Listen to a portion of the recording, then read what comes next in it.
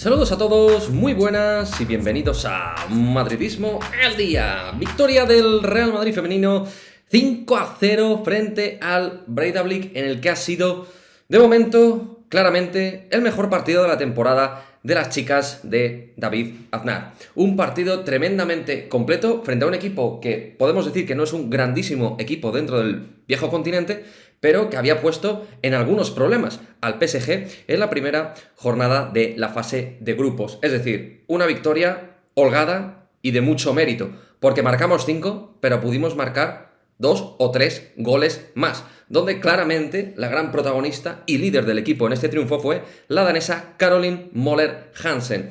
3 goles como 3 soles, 3 goles de delantera total.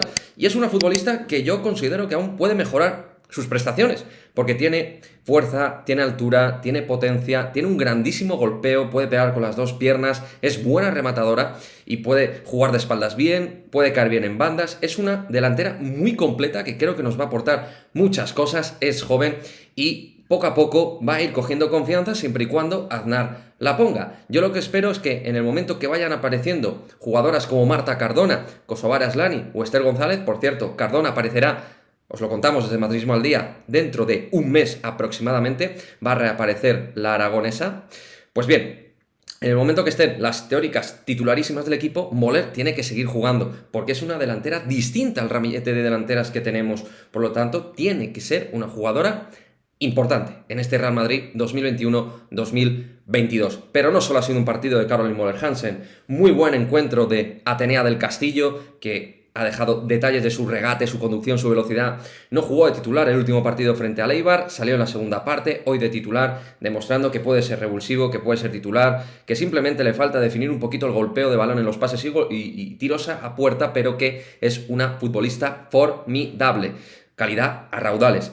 Pudimos ver a Claudia Zornoza de nuevo dominar el centro del campo. Cuando el equipo gana espacio posicionalmente, Claudia se siente muy cómoda. Incluso Claudio Florentino, ¿no?, que no es su puesto, también le vimos cosas muy positivas. No me quiero dejar el trabajo de bandas, profundidad máxima con Lucía Rodríguez, pero sobre todo con la mexicana Kenty Robles, que estuvo a gran nivel, asistiendo en uno de los tantos, por ejemplo, a Caroline Møller Hansen, que marcó, como he dicho, goles distintos de jugadora gata de área, también de buena rematadora, disparando. Bueno, una delantera, como digo, muy completa, pero lo dicho, un partido coral, un partido colectivo, donde es verdad que los focos se los lleva Caroline, pero en la segunda parte incluso pudimos ver a Olga Carmona marcar ese cuarto gol, Lorena que marcaría el quinto, 2 goles en 2 partidos que lleva Lorena Navarro. Es verdad que está fallando también ocasiones manifiestas, pero bueno, es una jugadora con bastante gol, le faltan otras cosas, pero en el área es una futbolista que se mueve muy bien, le falta punch, velocidad, pero pasa bien y en área es una ratona de esa zona. En defensa no tuvimos problemas,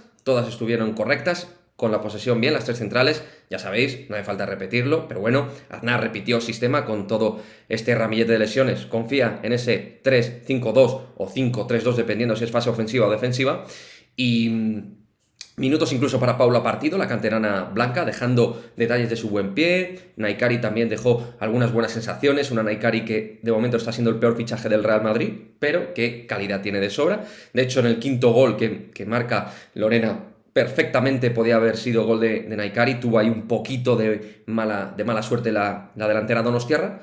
Pero bueno, chicos, yo muy contento, con una sonrisa de oreja a oreja por lo que he podido ver del partido. Al final, pues un equipo con lo mal que lo ha pasado en este principio de temporada, con derrotas tan duras frente a rivales directos, necesita victorias importantes de este tipo, goleadas para hacer crecer en la confianza a este Real Madrid femenino. Y la próxima parada será frente al Sevilla, luego parón de selecciones y a recuperar futbolistas lesionadas que no van a ir con las internacionales.